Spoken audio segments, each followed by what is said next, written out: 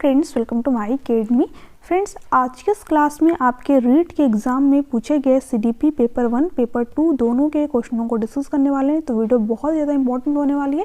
चलिए देखते हैं आज के क्वेश्चन। यहाँ पर आपका फर्स्ट क्वेश्चन क्या दे रखा है, एक अधिगम विकलांगता जिसमें लिखावट में कठिनाई शामिल है कहलाता है। ऑप्शन क्या दे रखा है, डिसलेक्सिया, डिसकैलकुलिया, डिस्ग्राफिया, ध्यान अभाव, अति सक्रियता विकार। ठीक है, देखिए अगर हम बात करें लिखावट में कठिनाई, है ना, जैसे जो डिस्ग्राफिया वाले बच्चे होते हैं उनको लिखने में दिक्कत होती है, सही तरीके से पेंसिल वगैरह को पकड़ नहीं पाते हैं, है ना, जो शब्द होते हैं उनको लिख नहीं पाते हैं। ठीक है, यानी कि इलिजिबल राइटिंग होती है, पढ़ने योग्य राइटिंग नहीं होती है इस बच्चे की। कौन से बच्चे की? जो डिस्ग्राफिया वाला बच्चा होता है। ठीक है, तो यहाँ पर आपका कौन सा ऑप्शन चाहिए होगा? Option number C, dysgraphia. ठीक है, लिखने में जब भी कठिनाई की बात हो तो यहाँ पर क्या होगा? डिस्ग्राफिया होगा। डिसलेक्सिया की अगर हम बात करें तो ये कौन सा बच्चा होता है? इसको पढ़ने में दिक्कत आती है। ठीक है, बच्चा इसमें जो होता है सही तरीके से शब्दों को पढ़ नहीं पाता है। ठीक है, यानी उसको मिरर इमेज दिखाई देती है। बच्चा यहाँ पर वाच को क्या पढ़ेगा? सा पढ़ेगा। ठीक है, इसी तरह आपका 21 हो गया तो इसको बच्चा जो है यहाँ पर 12 पढ़ सकता है। ठीक है, तो बच्चों को उल्टे पुल्टे जो है शब्द यहाँ पर दिखाई देते हैं, मिरर इमेज बच्चों को दिखाई देती है। ठीक है, अगर हम डिसकैलकुलिया की बात करें तो इसमें क्या होता है, जो गणितीय अवधारणाएं होती हैं, जो मैथमेटिकल कॉन्सेप्ट होते हैं, उनको समझने में बच्चों को दिक्कत होती है यहाँ पर। ठीक है, तो यहाँ पर दो चीज़ें आपने समझी, जब भी पढ़ने में दिक्कत हो, बच्चे को पढ़ने में समस्या हो, तो होगा आपका डिसलेक्सिया। गणितीय अवधारणाएं बच्चा सही तरीके से कैलकुलेशन वगैरह नहीं कर पा रहा है तो होगा आपका डिसकैलकुलिया। ठीक है, डिस्ग्राफिया, लिखने में कठिनाई, है ना, और ध्यान अभाव अति सक्रियता विकार यानी कि ADHD क्या होता है? ठीक है, इसमें जो बच्चे का ध्यान होता है ना, वो लंबे समय तक किसी एक ही जगह पर टिक नहीं पाता है, बार बार उसका ध्यान भटकता रहता है। ठीक है, तो ये होता है ADHD वाला बच्चा। ठीक है, तो यहाँ से कई सारे क्वेश्चन आपके एग्जाम में पूछे गए हैं, तो आपके जितने भी क्वेश्चन बने थे उनसे रिलेटेड मैंने सभी चीज़ें आपको बता दी। तो अगर यहाँ से क्वेश्चन बन जाए आपके एग्जाम में तो आप जो है उनको ईजिली कर पाएंगे। ठीक है, आगे देखते हैं। अब देखिए यहाँ पर क्वेश्चन क्या है, निम्न में से कौन सा एक योगात्मक मूल्यांकन से संबंधित है? ठीक है, ऑप्शन क्या दे रखा है, अध्यापक को छात्र की प्रगति के बारे में निरंतर और तत्काल प्रतिक्रिया प्रदान करना। देखिए, जो निरंतर और तत्काल प्रतिक्रिया प्रदान की जाती है ना, ये आपके फॉर्मेटिव असेसमेंट में की जाती है। ठीक है, यानी कि रचनात्मक आकलन में की जाती है। जैसे कि मान लीजिए बच्चे को आज आपने कोई चैप्टर पढ़ाया, फिर उसी से रिलेट करके बच्चे से कुछ क्वेश्चन कर लिया। जैसे कि मान लीजिए अभी मैंने आप लोगों को डिसलेक्सिया, डिसकैलकुलिया, डिस्ग्राफिया, ADHD के बारे में बताया। ठीक है, फिर मैं यहीं से अगर आपसे क्वेश्चन पूछूं कि अगर किसी बच्चे को पढ़ने में समस्या आ रही है तो उसको कौन सा विकार होगा? ठीक है, तो आप सिंपल यहाँ पर आंसर कर पाएंगे डिसलेक्सिया। ठीक है, तो यहाँ पर जो टीचिंग लर्निंग प्रोसेस के दौरान ही बच्चे का इवैल्यूएशन, मूल्यांकन कर लिया जाता है। ठीक है, वो क्या होता है? आपका फॉर्मेटिव असेसमेंट होता है, जो कि निरंतर और जो है यहाँ पर तत्काल प्रतिक्रिया होती है। ठीक है, शिक्षा सामग्री के आणविक विश्लेषण पर केंद्रित, यानी कि वही आप विश्लेषण कर रहे हैं अपना कि जो मैंने पढ़ाया वो बच्चे को समझ में आया या फिर नहीं आया। ठीक है, बच्चा उसका आंसर कर भी पा रहा है मेरे क्वेश्चनों का या फिर नहीं कर पा रहा है। ठीक है, तो इससे आप पता कर पाएंगे कि हमने जो बच्चे को पढ़ाया वो समझ में आया उसको या फिर नहीं आया। ठीक है, तो ये क्या हो गया आपका आणविक विश्लेषण। ठीक है, तो ये भी बात आपकी यहाँ पर नहीं होगी। ठीक है, क्योंकि यहाँ पर योगात्मक मूल्यांकन की बात की है। शिक्षार्थी की उपलब्धि का लगातार व्यवस्थित आकलन। देखिए, जब भी निरंतर की बात की जाए, तत्काल की बात की जाए, लगातार व्यवस्थित आकलन की बात की जाए, तो सारी चीज़ें आपके फॉर्मेटिव असेसमेंट के अंतर्गत ही आ जाएंगी, यानी कि रचनात्मक आकलन के अंतर्गत आ जाएंगे। ठीक है, सत्र के अंत में शिक्षार्थी के प्रदर्शन का अंतिम आकलन, बिल्कुल सही बात है, यहाँ पर आपका डी ऑप्शन जो है करेक्ट ऑप्शन हो जाएगा। देखिए, जब अंतिम आकलन होता है, जैसे कि आपका जो एग्ज़ाम होता है, ठीक है, जो बोर्ड एग्जाम आपके हो गए, वो क्या हो गया? आपका समेटिव असेसमेंट के अंतर्गत आ जाएगा। ठीक है, उसमें आप कोई भी चेंज नहीं कर पा रहे हैं। जो रचनात्मक आकलन है उसमें मान लीजिए बच्चे से आपने जो क्वेश्चन पूछा उसको नहीं आ रहा है। ठीक है, तो फिर आप क्या करेंगे? अपने टीचिंग मेथड में कुछ चेंज लाएंगे, उसको अलग तरीके से बताएंगे, बच्चा फिर उस चीज़ को समझ जाएगा। बट जो योगात्मक आकलन है ना, जो समेटिव असेसमेंट है, इसमें बच्चे का रिजल्ट आ गया तो आप उस रिजल्ट को चेंज नहीं कर सकते हैं। ठीक है, एक बार जो बच्चे ने अचीवमेंट कर ली उसको फिर वापस आप चेंज नहीं कर पाएंगे, तो ये कहीं ना कहीं सही भी नहीं होता है। ज़्यादातर आपका फॉर्मेटिव असेसमेंट ही सही होता है, यानी कि लगातार बच्चे का इवैल्यूएशन किया जाए। ठीक है, तो यहाँ पूछा था योगात्मक मूल्यांकन से संबंधित है, तो क्या हो जाएगा आपका सत्र के अंत में शिक्षार्थियों के प्रदर्शन का अंतिम आकलन। ठीक है, तो डी ऑप्शन आपका करेक्ट ऑप्शन हो जाएगा। ओके, आगे देखते हैं। अब देखिए यहाँ पर क्वेश्चन क्या है, हार्वर्ड गार्डनर का कहना है कि कई प्रकार की बुद्धि या दिमाग के क्लेम होते हैं। ठीक है, उसके द्वारा सुझाई गई बुद्धि की श्रेणी कौन सी है। देखिए जो हार्वर्ड गार्डनर है, पहला क्वेश्चन तो यही बन जाता है कि हार्वर्ड गार्डनर ने किसका सिद्धांत दिया है, तो उन्होंने बहुबुद्धि का सिद्धांत दिया है, यानी theory of multiple type of intelligence के बारे में उन्होंने बात की है। ठीक है, अब देखिए जो उन्होंने कितने प्रकार की बुद्धि की बात की, तो उन्होंने टोटल 8 प्रकार की बुद्धि बताई हुई है ना। अब चलिए एक एक करके इसके बारे में जानते हैं।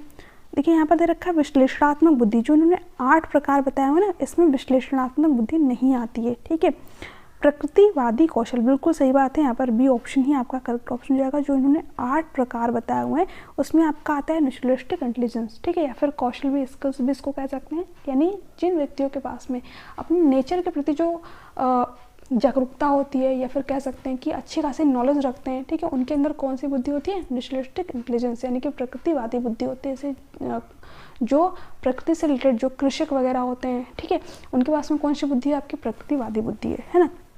रचनात्मक बुद्धि की भी बात इन्होंने नहीं की है, व्यवहारिक बुद्धि की भी बात इन्होंने नहीं की है। ठीक है, इन्होंने जो है प्रकृतिवादी कौशल की बात की है। बाकी इन्होंने और कौन कौन से बुद्धि के बारे में बात की मैंने यहाँ पर लगा रखा है। ठीक है, इन्होंने म्यूजिकल यानी कि संगीत में बुद्धि के बारे में बात की है, काइनेस्थेटिक यानी कि जो आपके शारीरिक गतिक बुद्धि होती है उसके बारे में बात की है। ठीक है, इंटरपर्सनल अंतः व्यक्तिक बुद्धि के बारे में बात की है, इंट्रापर्सनल बुद्धि के बारे में बात की है उन्होंने। ठीक है, यहाँ पर आपको देखने को मिल जाएगा। ठीक है, लिंग्विस्टिक यानी कि भाषाई बुद्धि के बारे में बात की।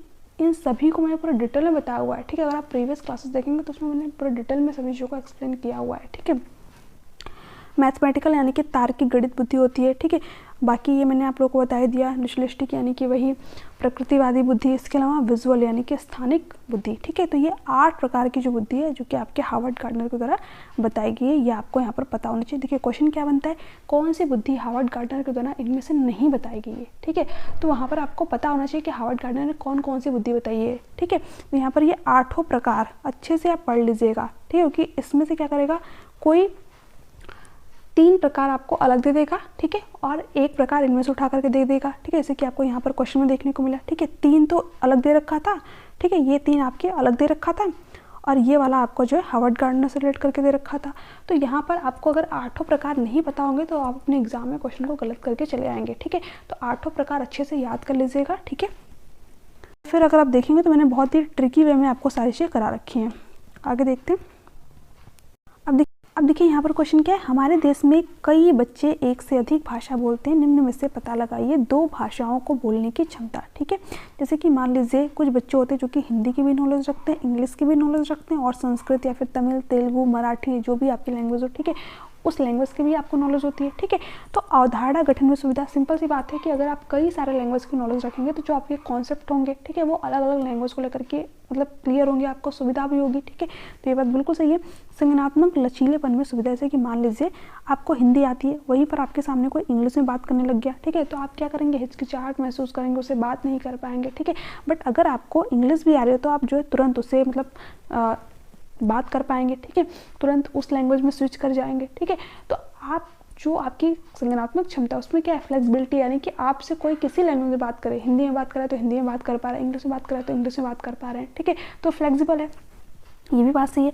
विश्लेषणात्मक तर्क में सुविधा, जैसे कि मान लीजिए कोई हिंदी में तर्क दे रहा है, ठीक है, फिर उसी चीज़ को आपको इंग्लिश में बताना है तो आप इंग्लिश में भी तर्क कर पा रहे हैं। ठीक है, तो विश्लेषणात्मक तर्क में भी सुविधा है, जैसे कि मैं ही यहाँ पर आप लोगों को दोनों लैंग्वेज थोड़ी थोड़ी बता रही हूँ। ठीक है, मैंने आप लोगों को डिस्लेक्सिया बताया। ठीक है, उसका हिंदी में भी आपका वही है, डिस्लेक्सिया। ठीक है, फिर मैंने आप लोगों को यहाँ पर हार्वर्ड गार्डनर की थ्योरी बताई, थ्योरी ऑफ मल्टीपल इंटेलिजेंस। तो जितने भी इंग्लिश मीडियम वाले बच्चे हैं उनको भी सारी चीज़ समझ में आई, जितने भी हिंदी मीडियम वाले बच्चे हैं उनको मैंने बोला बहुबुद्धि का सिद्धांत, तो उनको भी ये चीज़ें समझ में आई। ठीक है, सिर्फ मैं एग्जाम्पल ले रही हूँ। ठीक है, हालांकि इतना डीपली कोई चीज़ है नहीं। तो ये विश्लेषणात्मक तर्क में सुविधा वाली बात है कि नहीं, है ना।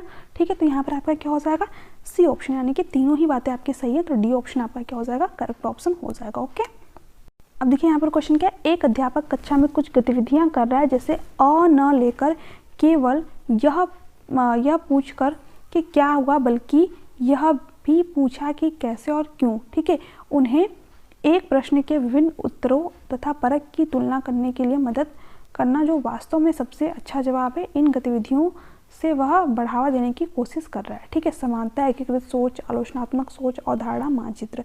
ये क्वेश्चन बहुत ही सिंपल है। ठीक है, सिर्फ आपको देखने में बड़ा लग रहा होगा। जैसे कि मान लीजिए मैं अभी आपसे पूछूं, ठीक है, कि महात्मा गांधी का जन्म कब हुआ था, तो आप तुरंत बता दोगे 2 अक्टूबर। ठीक है, बट अगर मैं आपसे पूछूं कि हमारे देश में या फिर जहाँ पर भी आप रहते हैं वहाँ पर जो है पर्यावरण प्रदूषण के कारण क्या है, या फिर पानी बचाव के उपाय क्या हो सकते हैं। ठीक है, तो आप में से जितने भी यहाँ पर लोग वीडियो देख रहे होंगे सबके विचार अलग अलग होंगे। सब लोग जो है अपना अलग अलग दिमाग लगा करके बताएंगे, जो भी अपने आसपास उन्होंने चीज़ें देख रखी होंगी। ठीक है, या फिर जो भी उनके माइंड में चीज़ें आएंगी वो अलग अलग चीज़ें यहाँ पर प्रेजेंट करेंगे। तो जिस भी क्वेश्चन में बच्चा अलग अलग डायरेक्शन में सोचे, जैसे कि मान लीजिए आप बच्चों के सामने स्थिति प्रस्तुत कर सकते हैं। ठीक है, कि आपके जो वातावरण है उसमें जो है उसको प्रदूषण होने के क्या कारण है, या फिर जो है पानी बचाव के क्या उपाय हो सकते हैं। ठीक है, या फिर कई सारे ऐसे क्वेश्चन होते हैं जिसमें जो बच्चा होता है वो मल्टीपल डायरेक्शन में सोचेगा, यानी कि एक ही क्वेश्चन के कई सारे आंसर आपको बताएगा। ठीक है, तो ऐसे क्वेश्चनों को क्या कहते हैं हम, आलोचनात्मक सोच वाले क्वेश्चन, यानी कि क्रिटिकल थिंकिंग इसमें बच्चे की होती है। बच्चा कई डायरेक्शन में सोचता है, अपने आसपास देखता है, एब्जॉर्ब करता है। ठीक है, तो यहाँ पर क्या होगा आपका सी ऑप्शन। जो टीचर है वो यहाँ पर यही तो कर रहा है, एक आंसर दे। ठीक है, यानी कि क्या हुआ ये पूछने की बजाय क्या, क्यों, कैसे हुआ, ठीक है, ये पूछना। तो इसमें बच्चा क्या करेगा, क्रिटिकल थिंकिंग करेगा। ठीक है, तो यहाँ पर आपका सी ऑप्शन करेक्ट ऑप्शन हो जाएगा। एकीकृत सोच का मतलब वही हो गया, जैसे कि मैंने आपको कोई 4 ऑप्शन दे दिया, उसमें से पूछ दिया कि महात्मा गांधी का जन्म कब हुआ था। यहाँ पर मैंने 2 लिख दिया, 3 लिख दिया, ठीक है, 5 लिख दिया। तो आप यहाँ पर एक ही आंसर बताओगे, अगर आपको पता है तो ठीक है, नहीं तो फिर तुक्का वगैरह वही लगाएंगे। ठीक है, किसी भी क्वेश्चन में, ये तो खैर सभी को पता होगा। ठीक है, तो यहाँ पर क्या होगा आपका आलोचनात्मक सोच। एकीकृत सोच के बारे में मैंने बता दिया। ठीक है, समानता, समानता का मतलब आप सभी को पता होगा, यानी कि सभी को समान महत्व देना। ठीक है, अवधारणा, मानचित्र, ये आपका यहाँ पर नहीं होगा। ठीक है, आगे देखते हैं। ठीक है, यहाँ पर क्वेश्चन क्या, उपचारात्मक शिक्षण किस प्रकार के बालकों के लिए उपयुक्त होता है। ठीक है, अब देखिए जैसे कि मान लीजिए जब आप डॉक्टर के पास में जाते हैं, ठीक है, तो क्या सबसे पहले आपको वो दवाई देता है? नहीं, सबसे पहले क्या कराता है, आपका टेस्ट कराता है, चेकअप वगैरह कराता है कि आपको दिक्कत क्या है, उसके अकॉर्डिंग फिर आपको क्या देता है, दवा देता है वो। ठीक है, इसी तरह जो टीचर है ना, वो बच्चे का क्या करता है, सबसे पहले डायग्नोस्ट करता है, यानी कि टेस्ट करता है कि बच्चे को सीखने में कहाँ पर दिक्कत आ रही है। ठीक है, किस तरीके से उसको पढ़ाना है, क्या हमारे टीचिंग मेथड में कोई कमी है, या फिर जो है बच्चे के जो कॉन्सेप्ट है वो क्यों क्लियर नहीं हो पा रहे हैं। ठीक है, तो सबसे पहले बच्चे का टेस्ट किया जाता है, उसके बाद में उसके अकॉर्डिंग, मतलब जैसी बच्चे की जरूरत है उसके अकॉर्डिंग उसको क्या किया जाता है, उपचारात्मक शिक्षण दिया जाता है। जैसे कि मान लीजिए बच्चे को कोई चीज़ समझ में नहीं आ रही है, तो फिर टीचर क्या करेंगे, अपने टीचिंग मेथड में चेंज लाएंगे, अलग जो बुक्स होती हैं, ठीक है, उनमें जो अलग अलग एग्जाम्पल होते हैं उनका यूज करेंगे, जो उनके रियल लाइफ एग्जाम्पल है उनका यूज करेंगे, यानी बच्चे की जरूरत के अकॉर्डिंग, ठीक है, वो अपना उपचारात्मक शिक्षण तैयार करेंगे। तो यही होता है आपका रेमेडिकल टीचिंग। ऑप्शन है तेजी से सीखने वाले। ठीक है, देखिए जो रेमेडिकल यानी जो उपचारात्मक शिक्षण दिया जाता है, डॉक्टर किसे उपचार देता है, जिसे कोई दिक्कत हो, जिसे कोई बीमारी हो। ठीक है, ऐसा तो नहीं कि स्वस्थ व्यक्ति को वो उपचार देते हैं, है ना, तो ये आपका नहीं होगा। यानी जो बच्चा पहले से ही तेजी से सीख रहा है उसको उपचार की जरूरत नहीं होती है। ठीक है, धीमे सीखने वाले बच्चों के लिए होता है। ठीक है, जिस बच्चों को कोई दिक्कत होती है, तो यहाँ पर आपका बी ऑप्शन करेक्ट ऑप्शन हो जाएगा। गिफ्टेड चाइल्ड यानी जो प्रतिभाशाली बच्चे होते हैं, जिनकी जो IQ होती है वो अच्छी खासी होती है, 140 प्लस होती है। ठीक है, तो इन बच्चों के लिए भी नहीं होती है। ठीक है, रचनात्मकता से सीखने वाले, जो यानी जो बच्चे क्रिएटिव होते हैं, हर चीज़ में कुछ नया क्रिएट करते हैं, तो इनके लिए भी नहीं होती है। यहाँ पर जिस बच्चों को कोई कमी होती है या फिर उसको सीखने में दिक्कत आती है, उन बच्चों के लिए होती है। तो यहाँ पर आपका बी ऑप्शन जो है करेक्ट ऑप्शन हो जाएगा। आगे देखते हैं, यहाँ पर क्वेश्चन क्या है, शिक्षण की खेल कूद विधि किस सिद्धांत पर आधारित है। ऑप्शन दे रखा है शिक्षण की विधियों के सिद्धांत, वृद्धि और विकास का सिद्धांत, शिक्षण का समाजशास्त्र सिद्धांत, शारीरिक शिक्षा कार्यक्रम। ठीक है, देखिए अगर हम शिक्षण के खेल कूद विधि की बात करें तो ये आपका किस पे आधारित हो जाएगा, ठीक है, वृद्धि और विकास के सिद्धांत पे आधारित हो जाएगा। ठीक है, तो यहाँ पर आपका जो है बी ऑप्शन करेक्ट ऑप्शन हो जाएगा, क्योंकि जब बच्चे खेलते हैं कूदते हैं तभी तो उनकी ग्रोथ अच्छी होती है, उनका डेवलपमेंट कहीं ना कहीं, उनका सामाजिक विकास होता है। ठीक है, उनका जो है फिजिकल डेवलपमेंट होता है ना, तो ये आपका यहाँ पर बी ऑप्शन जो है करेक्ट ऑप्शन हो जाएगा। यानी जो खेल कूद विधि सिद्धांत है आपकी ग्रोथ और डेवलपमेंट के सिद्धांत पर आधारित है।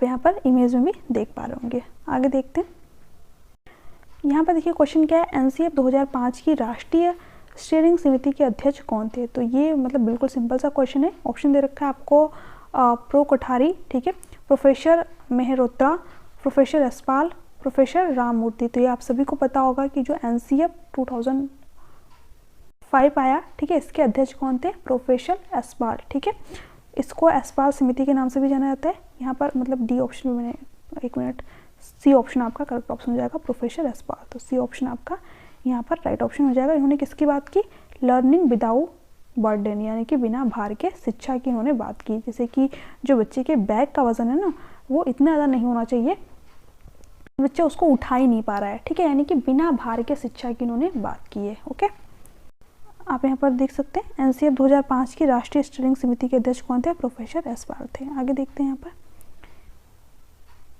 ठीक है।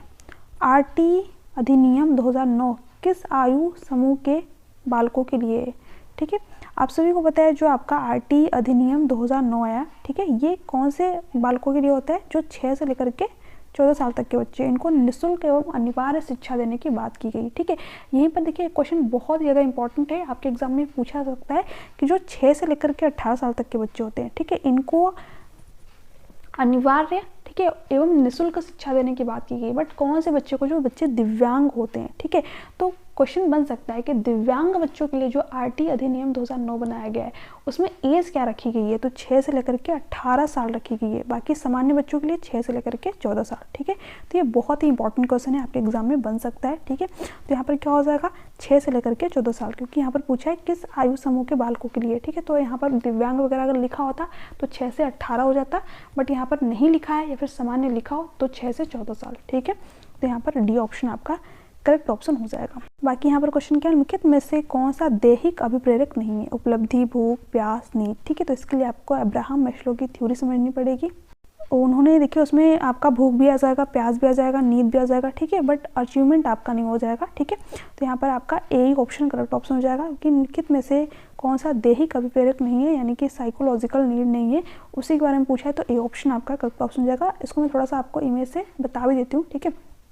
तो ये आपकी अब्राहम मैस्लो की, मतलब जो उन्होंने पिरामिड दिया था, वहाँ से आपके एग्जाम में कई सारे क्वेश्चन बनते हैं, ठीक है। एक तो बना था साइकोलॉजिकल नीड्स, यानी कि हमारी जो शारीरिक आवश्यकता होती है उसमें से पूछ रखा था कि जो ऑप्शन दे रखा था आपको, उसमें से पूछा था कि कौन सा नहीं है, तो उसमें आपका अचीवमेंट नहीं था, ठीक है। देखिए साइकोलॉजिकल नीड क्या होती है? जो हमारी बेसिक नीड होती है, यानी जो शारीरिक आवश्यकता होती है, जैसे कि अगर आपको भूख, मतलब कई दिन से भूखा रख दिया जाए या फिर पानी न दिया जाए तो क्या आप रह पाएंगे? नहीं। ये क्या है? बिल्कुल जरूरी आवश्यकता है, बिल्कुल बेसिक नीड है। अगर हमको यही ना मिले तो हमारा जीवन यापन ही नहीं होगा, ठीक है। तो इसी को इन्होंने साइकोलॉजिकल नीड बोला। इसके बाद में हमें खाना मिल गया, फिर हमें रहने के लिए भी कुछ जगह चाहिए, ठीक है। ऐसा तो है नहीं कि आपका पेट भर गया, ठीक है, जब तक आपका पेट नहीं भरा होगा तब तक आपको खाना चाहिए, ठीक है, आपको भूख लगी, आपको पानी चाहिए, ठीक है। लेकिन जैसे आपका पेट भर गया, ठीक है, आपको खाना पानी सब मिल गया, अब आपको रहने के लिए भी जगह चाहिए, ठीक है, कि अब तो मुझे रहना भी है ना कहीं, क्या ऐसे रोड पर घूमेंगे? नहीं। तो आपको क्या चाहिए? सेफ्टी भी चाहिए, कि हम कहीं पे घर वगैरह भी हमारा हो, ठीक है।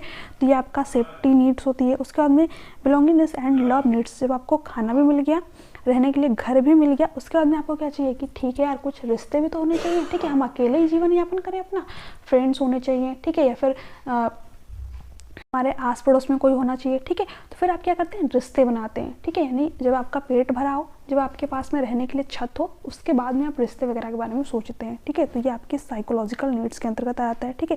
जो नीचे के दो होते हैं ना, जैसे जो आपका खाना पीना हो गया, रहना हो गया, ये आपके बेसिक नीड्स के अंतर्गत आती है, ठीक है। उसके बाद में जो आप रिश्ते वगैरह बनाते हैं, ये आपके साइकोलॉजिकल नीड्स के अंतर्गत आती है। जैसे कि मान लीजिए आप यहाँ पर खाना पीना मिल गया, रहने की व्यवस्था हो गई, ठीक है। उसके बाद में आपका जो भी रिलेशन वगैरह था आपके आस पड़ोस, वो भी आपने बना लिए। फिर क्या होता है? Steam needs.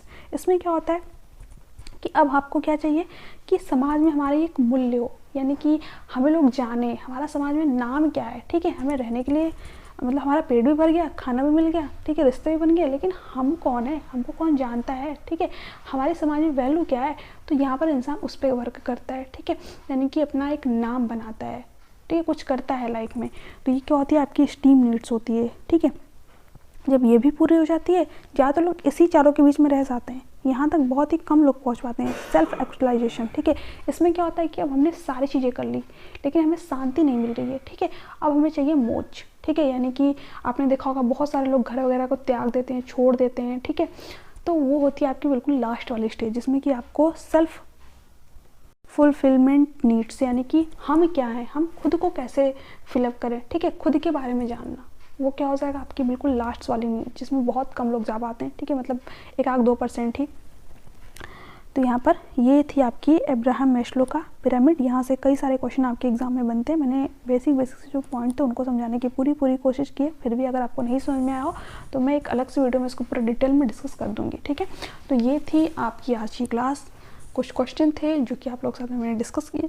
बाकी अगर आप लोग कहेंगे तो जो आपकी क्लासेस हैं उनको यहाँ पर जो साइंस की क्लासेज है, जो ईवीएस की क्लासेस है, उनको भी यहाँ पर जो क्वेश्चन पूछे गए आपके एग्जाम में उनको मैं डिस्कस कर दूँगी। ठीक है, तो जैसे आप सभी के रिस्पॉन्स आते हैं उसके अकॉर्डिंग ही आप लोगों की क्लासेस चलेंगी। बाकी जो CDP की क्लासेस हो तो आपकी चली रहेंगी। ठीक है, तो चलिए मिलते हैं नेक्स्ट वीडियो में। तब तक के लिए bye bye, take care, thanks for watching, thank you so much.